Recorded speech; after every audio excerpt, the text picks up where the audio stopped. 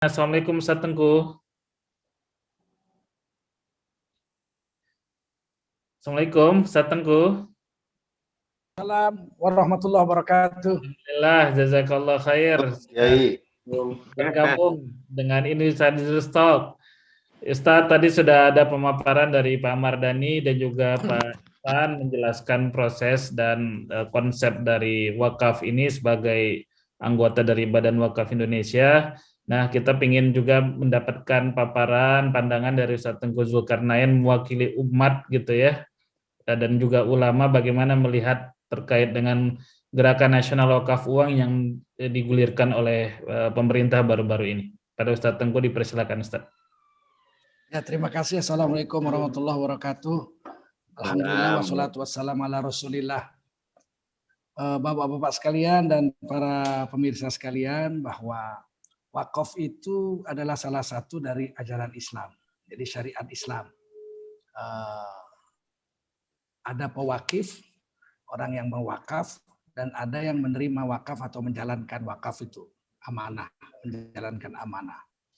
Nah, dan wakaf itu perintah Allah, juga sunnah Rasulullah SAW. Selama ini memang secara tradisi, wakaf itu selalu benda-benda yang tidak bergerak. Karena sesuai dengan asal katanya wakaf berhenti. Jadi bangunan, tanah, dan lain-lain. Sampai kemudian di zaman modern ini, orang mulai memikirkan bagaimana wakaf itu yang produktif, dan dibuatlah wakaf uang. Dan Majelis Ulama Indonesia menyetujui adanya wakaf uang itu.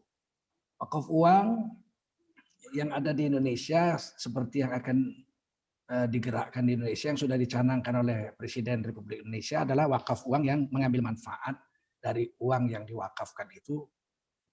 Imbalnya saja, imbal jasanya saja yang dipakai.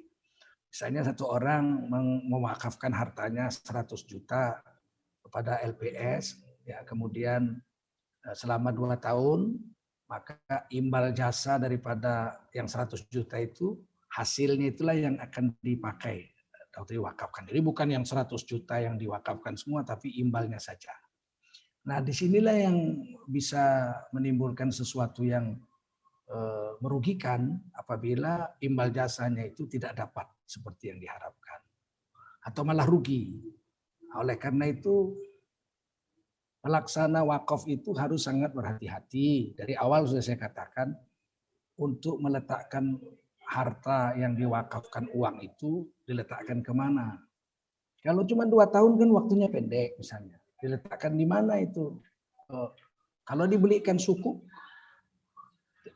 tidak menjamin satu keuntungan. Sebagaimana yang telah terjadi di Indonesia misalnya, dana abadi umat. Dulu zaman Pak Harto kan setiap orang naik haji menyumbang 100.000.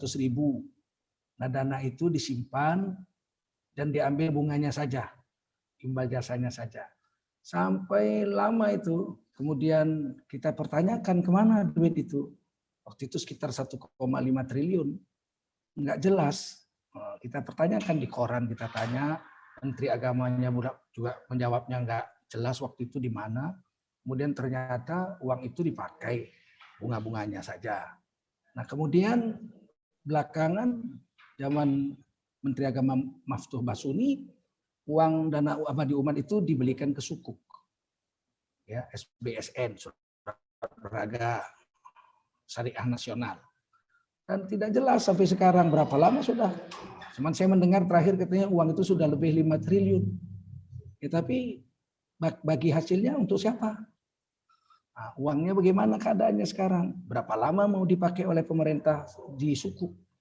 Itu kan sampai sekarang penjelasannya nggak ada yang bisa memuaskan masyarakat tentang hasil daripada dibelikannya suku dana abadi umat itu, sumbangan jemaah haji. Nah, sekarang mau digerakkan wakaf nasional uang. Kalau misalnya terkumpul targetnya 188 triliun, diletakkan di mana duit itu? Kalau dibelikan ke suku kemudian dipakai untuk infrastruktur, bikin jalan tol misalnya, berapa tahun baru break even point, belum lagi untungnya.